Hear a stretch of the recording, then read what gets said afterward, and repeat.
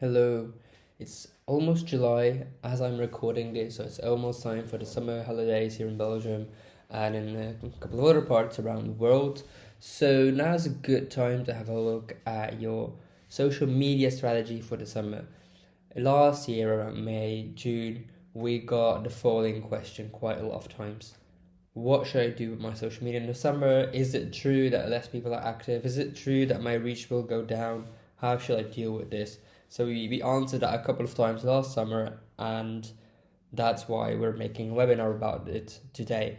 But apart from this myth about less or more traffic in the summer, we're also going to have a look at what happened to our predictions for social media 2025, and we're also going to have a look at a few strategies to survive the summer, to plan your content ahead, and then finally I'll give you some content ideas for the next quarter as well.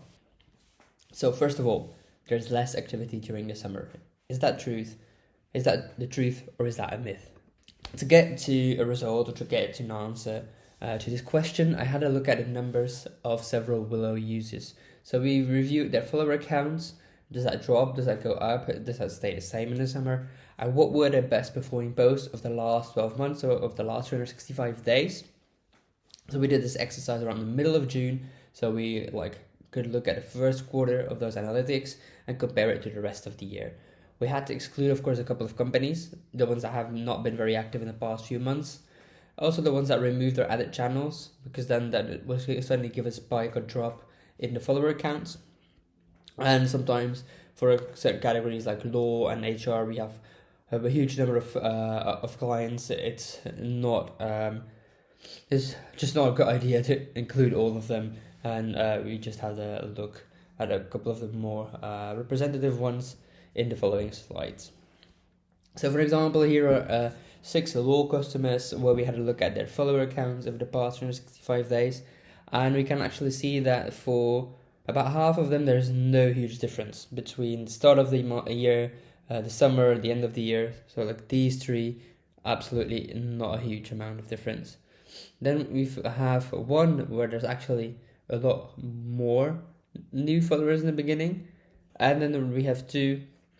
It's quite stable, but just 2 or 3 more popular moments, but not necessarily that one part of the year is better than the other. This is probably mainly due to their activity at those points.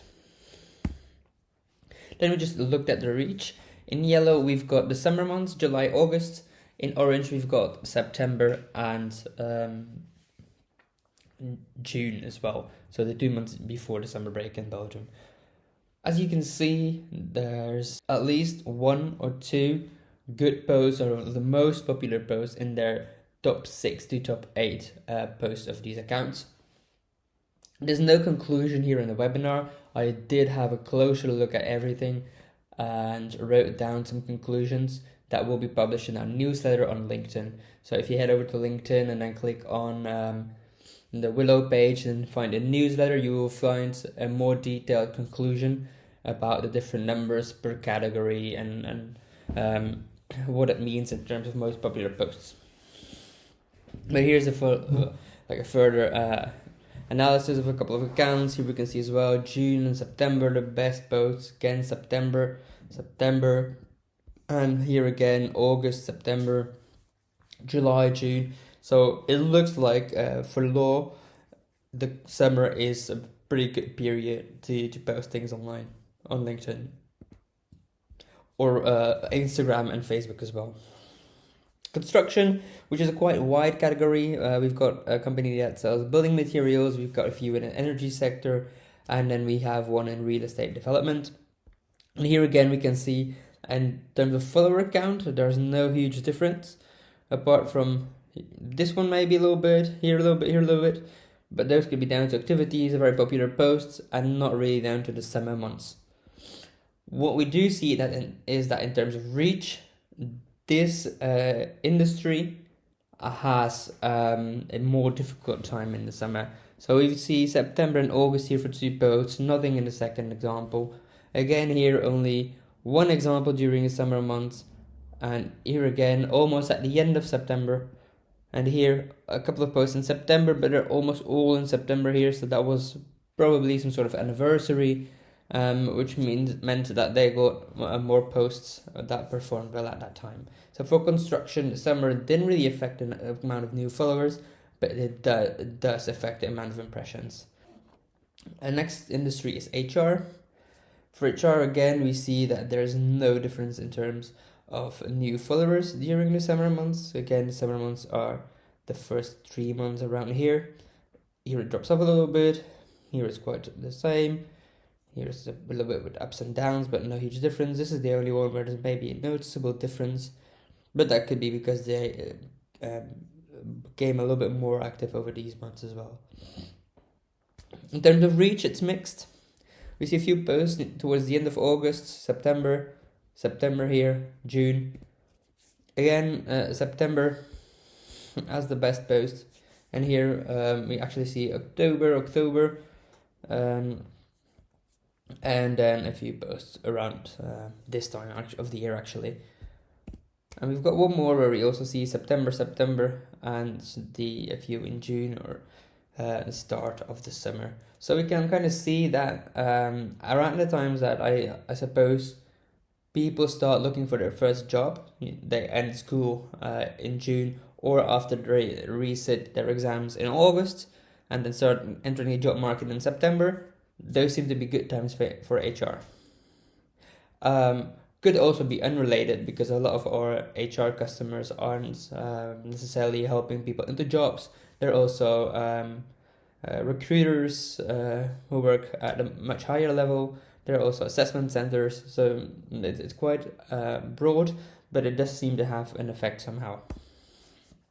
Then we have looked at 2 customers in IT, a very big customer and a much smaller customer, and here we do see some sort of difference in the amount of new followers, although this could be related to the amount of job openings that they have, because these typically lead to a spike in new followers. In terms of reach, though, we see that these 2 customers didn't really reach a lot of people during the summer, which could be because a lot of people in the industry are enjoying their holidays. Finally, we've got finance, and if we look at finance to their follower count, we see that apart from a few spikes here and there, it doesn't look like the summer is a worse period than the rest of the year. And also in terms of reach, this is again one of the sectors that maybe breathes a little bit more during the summer. We've got one very good post here on the 14th. We've got one actually from last week, and we've got here in each one of the summer months. And here again, we've got a few popular posts during the summer or around the summers. Finally, we've got a few other customers, logistics, a company in the food industry, and a consulting company. And again, we see that there is no huge or significant difference between the time of the year when it comes to follower count. And for reach as well, we've got a popular post in July, June, and that's about it. So is there more or less activity during the summer? I'd say it's about the same, although we do see a few differences between different industries. But it is, in my opinion, a myth that you should not be active during the summer, that you should just pause because there's nothing happening anyway. That's false. But if you want to have a closer look at some of the numbers, feel free to head over to LinkedIn, to our newsletter, where I break this down a little bit more, with even more numbers, to see what works and what doesn't. So then, how to stay consistent during the summer break? I've got 4 ideas for you. First, review your frequency. Maybe you're posting 2 or 3 times per week. If you think that's not going to be possible because you will go on holiday, your colleagues will go on holiday, then it's better to just reduce the frequency, post once or twice per week instead of 2 or 3 times, and just make sure that your content is spread nicely over the next few weeks. It's better to have 1 post per week than 4 in 1 week and then 2 or 3 weeks without a post. Before you go ahead on holidays, prep your posts. Make sure you have maybe dedicate 2 or 3 hours to writing LinkedIn posts. Schedule ahead, as I said, 1 per week. And then if you have more ideas and more things to say, you can still add them, but just make sure that you have 1 post per week already, and include the week after your holidays, the week after your break. You'll be catching up other stuff. You won't have time for social media posts maybe, and it would be a shame to use a streak because of that. What can help you? With Willow, the post to repurpose is a very interesting feature to aid you during that time. If you head over to analytics and then click on post and scroll all the way down, you'll find posts to repurpose. These are older posts from the past couple of months where you have a minimum of, for example, 3% engagement rate. And then you can see when they have been engaged with for the last time. If this is more than a month ago, you could say like people have already forgotten about this. So if this is an interesting post and people have forgotten about this and it had a good engagement rate, just click reshare posts and then you have the exact same post ready to post again. Make a few tweaks and you're good to go. It took you 5 minutes and you just saved yourself another week of your streak. Finally, you can take a Will on the go if you want to go hiking in the mountains or go sit on the beach and you have something to share. Will can help you. Will is our new tool that supports personal branding, and it works in WhatsApp, which is pretty nice because it's very conversational. It's just like you're talking to someone on the phone, and that someone will write posts for you, and when you're happy with it, that person or that tool will post it on your LinkedIn account for you. So you don't need to leave the chat interface at all. If you want to give it a try, just hit pause and scan the link for a second. I'll have to move my face for that. And give it a try. It's free for 1 week. If then after that 1 week you want to continue, it's only 15 euros per month. Finally, or the third section, of the webinar, trends for 2025. What happened to our predictions and what is still ahead?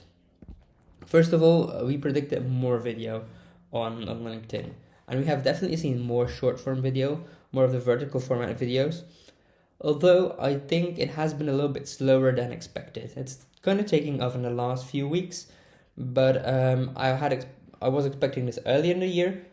Do still believe that it's going to be a much bigger part of LinkedIn in the following 6 months. Something else we predicted is more personal branding, so more attention for personal branding. I've not seen it really. A lot of people are still holding back. Maybe it's the whole AI vibe that's been more important right now. Maybe some people are trying with the AI, it's not really working. People are figuring out their way. It's kind of difficult.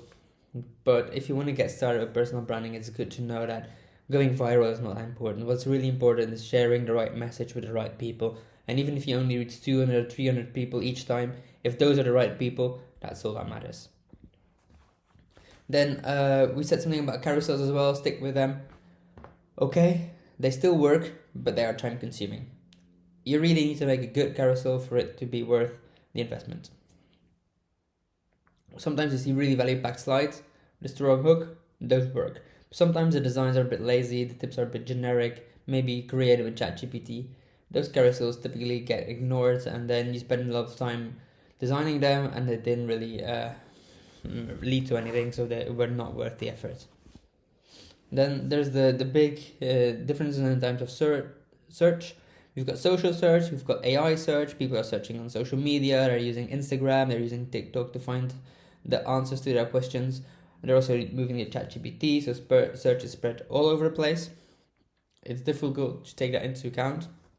Make a selection of where you want to appear, but something that could be difficult, interesting to have a look at is Reddit. It's not easy to start marketing there, but Reddit shows up in Google search results. Reddit shows up in AI replies. Reddit is a social media channel, so it could be interesting to have a look around there and maybe become active in a couple of subreddits and have your brand show up there. Also, we see lower organic reach on LinkedIn. Organic reach for personal profiles has definitely dropped in the last few months. What you could do is get an engagement bot, which is obviously a joke because LinkedIn does not like them and actually is trying to do something to make them stop. You could also start paying for LinkedIn because if you have a LinkedIn premium account, that will definitely impact your reach positively. However, for clients, for their company pages, they continue to grow in their reach when they continue to post consistently. So everyone's always talking about, but company pages don't do it. Personal brands are much more important. True, but we do see that our company pages perform well when people keep posting consistently. Then we also predicted that there would be an increase of agentic AI. And it's kind of still the beginning. And while it's also still the beginning, a lot of people are already getting fed up with all the AI that is used to create social media content. People are using it to suggest content, to write posts, to write comments, to send cold messages. Anything that you see on LinkedIn could be made by an AI almost. So some people are actually purposefully rejecting AI already. Other people are probably still doubling down.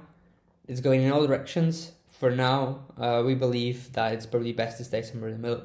You can't stay behind by not using it at all, but you should also not lean into it 100% because then you become lazy, as they say. So stay in the middle, explore it, explore what you can do with it. For example, with the will tool that we suggested, which supports you with AI, but still leaves you in control. So that's probably the direction that you want to go with AI in the future. Finally, what we also see is lower peaks in terms of reach, both on company and personal profiles.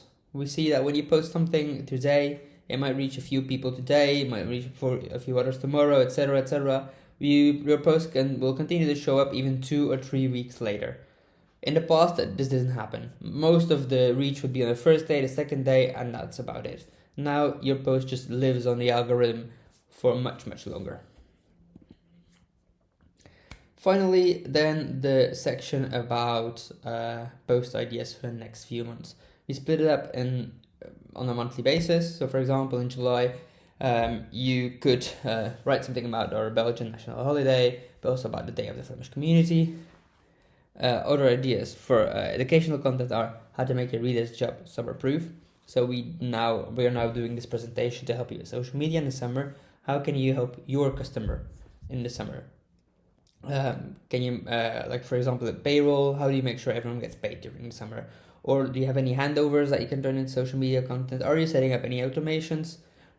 Have a look internally at what you have and make a social media content about that. Another idea could be to post a mid-year recap.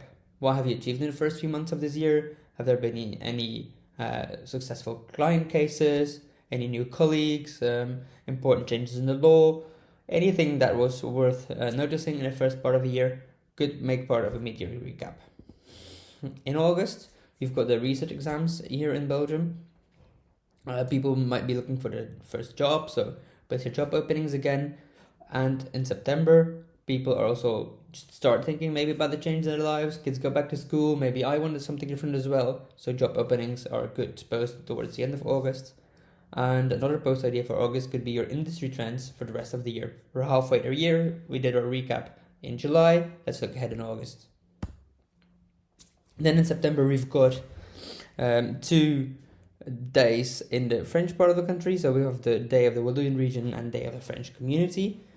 It's also the start of classes, of course, which you can write something about. And maybe it's a good time to look ahead at upcoming events. Do you have webinars? Do you have seminars? Do you have? Are you going to any industry events for the rest of the year? Write a post about all those upcoming events, so people can look ahead at what is to come. And finally, for no specific month, share a photo of your team having lunch or drink together.